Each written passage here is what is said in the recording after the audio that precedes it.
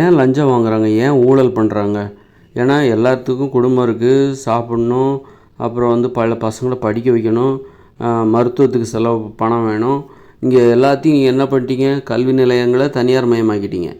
அப்புறம் அரசாங்க பள்ளியும் இருக்குது, ஆனால் வந்து தனியார் பள்ளி தான் வந்து நல்லா இருக்கிற மாதிரியான ஒரு பிம்பத்தை ஏற்படுத்திட்டாங்க. அது ஆங்கில வழி கல்வி, ஆங்கில மோகம், அங்கே தான் சிறப்பாக இருக்குது, ஒழுக்கம் என்பது அங்கே தான் வந்து கொஞ்சம் கண்டிப்பாக பார்க்கப்படுகிறது அப்படின்னு சொல்லிட்டு அரசாங்க பள்ளியோட ஒப்பிட்டு பார்த்து தனியார் பள்ளியை வந்து உயர்த்தி பார்க்க, இல்லை கல்வி என்பது தனியார் மயம், தனியார் மயத்தில் தான் தரமான கல்வி கிடைக்குது அப்படிங்கிற மாதிரி மக்களுக்கு ஒரு பிம்பத்தை ஏற்படுத்தியாச்சு.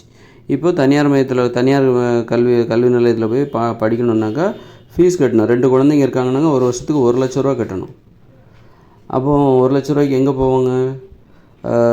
அப்புறம் பார்த்தா பெண்களும் வேலைக்கு போகிறதில்ல, நிறைய பெண்கள் வேலைக்கு போகிறதில்ல. இப்போ ஆண்கள் தான் இருக்காங்க, ஆண்கள் மட்டும்தான், அவங்க தலையில் தான் பெரும்பாலான வீடுகளில் ஆண்கள் தான் வேலைக்கு போகணும். வேலைக்கு போய் எல்லா செலவையும் பார்க்கணும், உணவுக்காக சம்பாதிக்கணும், அப்புறம் மருத்துவ செலவுக்காக சம்பாதிக்கணும். அந்த ஆண்கள் மருத்துவத்தையும் நீங்கள் தனியார் மயமாக்கிட்டீங்க. அதில் வேறு இன்சூரன்ஸ் கட்டுங்க, உங்கள் மெடிக்கல் பாலிசி இன்சூரன்ஸ் கட்டுங்க, உங்கள் குடும்பத்துக்கு பாதுகாப்பு வந்துடும், வருஷத்துக்கு 50,000 கட்டுங்க, உங்கள் குடும்பத்தில் உள்ள எல்லாத்துக்கும் ஒரு மருத்துவ காப்பீடு கிடச்சிரும் அப்படின்ட்டு அந்த மாதிரி ஒரு கரையில் அவங்க இன்சூரன்ஸ்காரங்க பிடுங்குறாங்க பணத்தை மக்கள்கிட்டருந்து. அப்புறம் வந்து பள்ளிக்கூடத்துக்காக, கல்லூரிக்காக அது ஒரு செலவு, ஒரு வருஷத்துக்கு ஒரு 1 லட்ச ரூபா இந்த மாதிரி கல்விக்காக செலவிடுகிறார்கள், மருத்துவத்திற்காக செலவிடுகிறார்கள். எல்லாத்தையும் தனியார் மயமாக்கிட்டால் மக்கள் வந்து எங்கேருந்து அந்த சம்பளத்தை அதுக்கு தேவையான பணத்தை சம்பாதிப்பாங்க?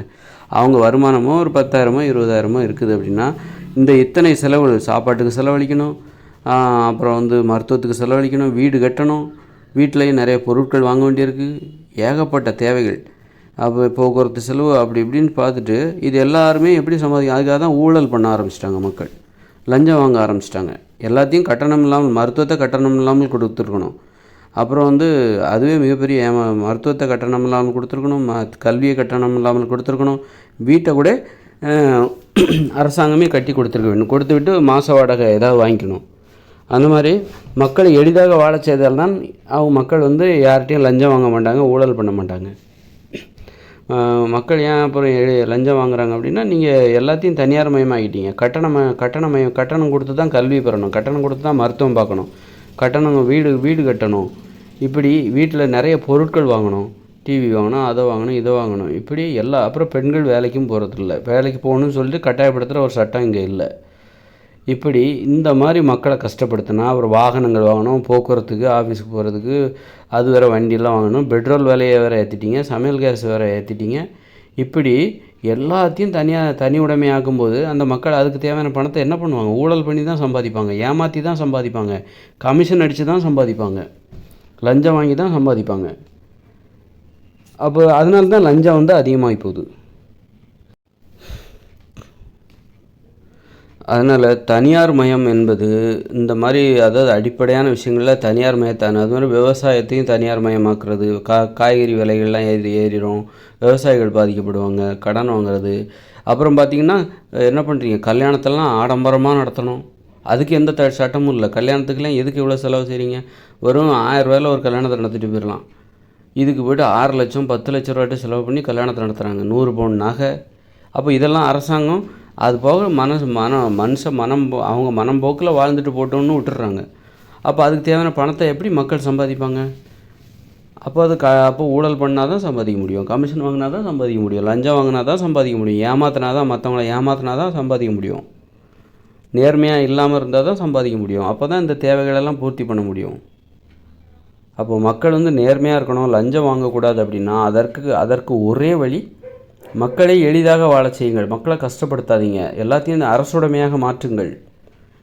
வீடு அது அரசாங்கமே கட்டி கொடுங்க, அதற்கான வாடகையை வாங்குங்க, அந்த வாடகை மூலமாக அரசாங்கத்துக்கு வருமானம் வந்துட போகுது. அது மாதிரி கல்வி, அது தனியார் பள்ளிகளே இருக்கக்கூடாது, தனியார் கல்லூரிகளே இருக்கக்கூடாது. இது ஒரு முதலீடு தானே. இன்றைக்கி படிக்க வச்சா நாளைக்கு இந்த நாட்டில் அவங்க நாளைக்கு நல்ல வேலைக்கு போயிட்டு அவங்க வந்து சம்பாதிச்சு வரி கட்ட போகிறாங்க, நாட்டின் பொருளாதாரம் உயரப்போகுது.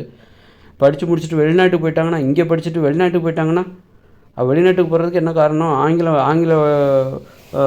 ஆங்கில வழி கல்வி தான் வெளிநாட்டுக்கு போகிறதுக்கு காரணம். ஏன்னா அவங்க இன்னொரு மொழியை கற்றுக்கிட்டாங்க, ஆங்கிலத்தை கற்றுக்கிட்டாங்க. அதனால் வெளிநாட்டுக்கு போகிறதுக்கு அவங்க தயாராகிட்டாங்க. தமிழ் மட்டுமே தெரிஞ்சதுன்னா அவங்க உள்நாட்டிலே தான் இருந்திருப்பாங்க. அப்போது நீங்கள் தான் ஒரு பானையில் ஓட்டையை போட்டிங்க, ஓட்டையை போட்டு தண்ணியை ஊற்றுறீங்க, அந்த தண்ணி வெளியில் போகுது. ஓட்டையை எதுக்கு போட்டிங்க? ஓட்டையை அடைச்சிருங்க. ஆங்கில வழி கல்வி என்பது ஒரு பானையில் போடப்படுகிற ஓட்டை, கல்வி என்பது அதில் ஊற்றப்படுகிற தண்ணி. அதனால் தண்ணி அந்த பானையில் நிரம்பணும், வெளியே போகக்கூடாது, சிந்தாமல் சிதறாமல் தண்ணியை ஊற்றணும் அப்படின்னா நீங்கள் அந்த ஆங்கில வழி கல்வி என்னும் அந்த ஓட்டையை ஏன் போட்டிங்க? போடக்கூடாது. அதனால் மக்களை அப்போ உள்நாட்டிலே இருக்கணும். நீங்கள் முதலீடு, கல்வி என்பது ஒரு முதலீடு என்றால் அவர் நாளைக்கு படித்து முடித்து இந்த நாட்டிலே வேலை பார்த்தா தான் இந்த நாடு முன்னேறும். அப்போது நம்ம கல்வியை நம்ம இலவசமாக கொடுக்குறதுல அரசாங்கத்துக்கு ஒரு நியாயமான காரணம் கிடச்சிருது. நமக்கு இன்றைக்கி இலவசமாக கொடுத்தா நாளைக்கு அவன் பணம் சம்பாதிச்சு இந்த நாட்டோட பொருளாதாரத்தை தான் அவங்க உயர்த்த போகிறாங்க, அவங்கெல்லாம் உயர்த்த போகிறாங்க. அதனால் இலவசமாக கொடுக்குறது ஒரு முதலீடு தான். எவ்வளோ வேணாலும் செலவு பண்ணலாம் கல்விக்காக, அவர்களுக்கு எவ்வளோ வேணாலும் செலவு பண்ணலாம். எந்த அளவுக்கு செலவு பண்ணுறோமோ அந்த அளவுக்கு இந்த நாடு உயரும் அப்படிங்கிற நம்பிக்கை எப்போ கிடைக்கும்னா தாய்மொழி வழி கல்வி மூலமாக தான் கிடைக்கும். ஒரு மொழியில் கல்வி கற்றுக் கொடுக்கணும்.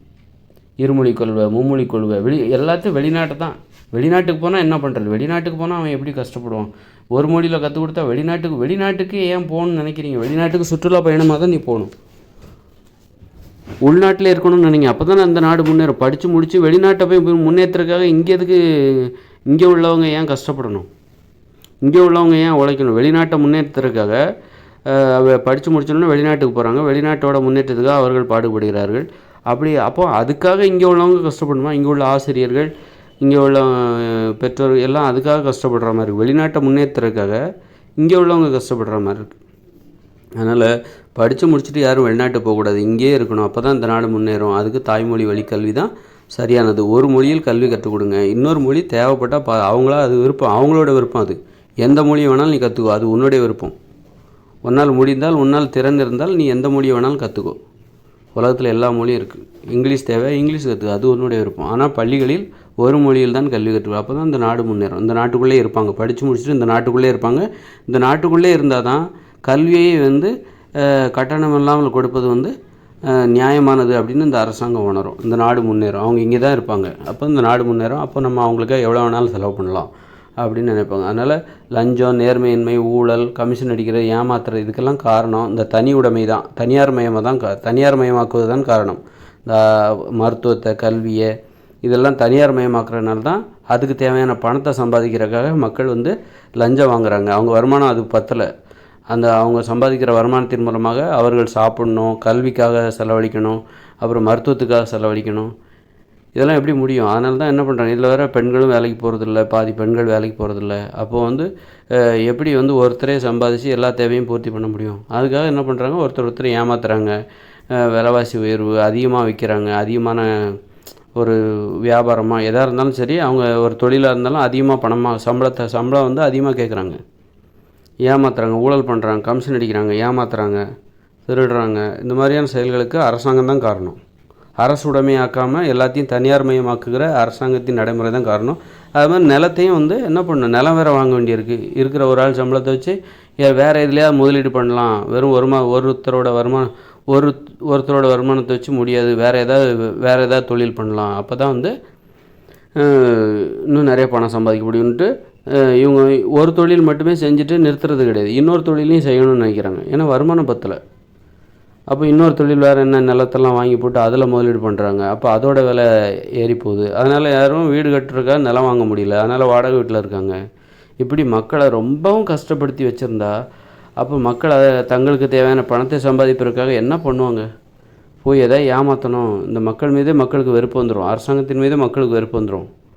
எல்லோரும் ஏமாற்றணும், திருடணும், கொள்ளையடிக்கணும், லஞ்சம் வாங்கணும், ஊழல் பண்ணணும், அப்படி தான் வரும். அப்படி தான் எண்ணம் மக்களுக்கு போகும். அப்போ மக்களை குற்றவாளிகளாக ஆக்குகிற இந்த அரசாங்கம், மக்களை குற்றவாளிகளாக்குவதில் இந்த அரசாங்கம் தான் அதுக்கு அரசாங்கம் தான் காரணமாக இருக்குது. அதனால் அரசுடைமையாக்கணும், கல்வியை அரசுடைமையாக்க. அரசு பள்ளி, அரசு கல்லூரி, தனியார் கல்லூரின்னு ஒன்று இருக்கவே கூடாது. அனைத்தையும் அரசு பள்ளியாக மாற்றி விட வேண்டும், அரசு கல்லூரியாக மாற்றி விட வேண்டும். தனியார் மருத்துவமனைன்னு ஒன்று இருக்கக்கூடாது, எல்லாத்தையும் அரசு மருத்துவமனையாக மாற்று. நிலத்தை யாரும் வாங்கக்கூடாது, நிலம் என்பது அரசுடைமை. இப்படி வந்து அது மாதிரி சட்டம், நீதி, தனியார் வழக்கறிஞர்களே இருக்கக்கூடாது, எல்லோரும் அரசு வழக்கறிஞர்கள். நீதி வேண்டி நீதியை கேட்டு நீங்கள் நீதிமன்றத்துக்கு போகிறீங்கன்னா அது உங்களுக்கு கட்டணம் இல்லாமல் கிடைக்கணும். இப்படி அது மாதிரி வீடு அரசாங்கம் கட்டி கொடு, அதற்கான வாடகையை வசூலித்துக்கொள். இப்படி அரசாங்கம் இதன் மூலம் மக்களுடைய வாழ்க்கை எளிதாக மாறிவிடும். ஒரு டென்ஷனே இருக்காது. அப்பாடா ஒரு ஃப்ரீ, இந்த ஸ்கூல் ஃபீஸ் கட்ட வேண்டாம், மருத்துவ செலவுக்காக சம்பாதிக்க தேவையில்ல. இப்படி மக்கள் வந்து எளிதாக வாழ்வை உணர்வார்கள். வாழ்க்கை என்பது எளிது அப்படிங்கிற மாதிரி ஜாலியாக வாழலாம். இந்த அரசாங்கம் நம்முடைய சுமைகள் அனைத்தையும் ஏற்றுக்கொண்டது. நம்ம இப்போ வந்து அப்போ ஏன் ஏமாற்றணும்? எதுக்கு ஏமாத்துற? இப்போ ஏமாற்ற வேண்டிய அவசியமே உனக்கு இல்லை. எதுக்கு லஞ்சம் வாங்குற? எதுக்கு கொள்ளையடிக்கிற? எதுக்கு திருடுற? உனக்கு தான் அரசாங்கமே எல்லாத்தையும் கொடுக்குதப்பா, அப்புறம் எதுக்கு இதெல்லாம் பண்ணிகிட்ருக்க அப்படின்னு சொல்லிட்டு எல்லாருமே கேள்வி கேட்க ஆரம்பிச்சிருவாங்க. அதனால் அரசாங்கம் அரசு மயமாக்கணும். நிறைய துறைகளை அரசு மயமாக்கிட்டே போகணும். அரசு பணியாளர்களின் எண்ணிக்கை அதிகரிக்கணும். அரசு துறைகளின் எண்ணிக்கை அதிகரிக்கணும். தனியார் மயமாக்குவதை தடுக்கணும். தனியார் மயமாக்குவது என்பது நேர்மையற்ற ஒரு வாழ்க்கைக்கு தான் வழிவகுக்கும். நேர்மையற்ற வாழ்க்கை, லஞ்சம், ஊழல் இதெல்லாம் அதிகப்படுத்துவதற்கு தனியார் மயம்தான் காரணம். அதுவும் குறிப்பாக கல்வி, மருத்துவம், அப்புறம் நீதி, சட்டம், நீதி, அப்புறம் வீடு, இருப்பிடம், இதெல்லாம் கண்டிப்பாக அரசுகிட்ட தான் இருக்கணும். அரசுடைமையாகத்தான் இருக்க வேண்டும். அப்புறம் கட்டாயம் பெண்கள் வேலைக்கும் போகணும்.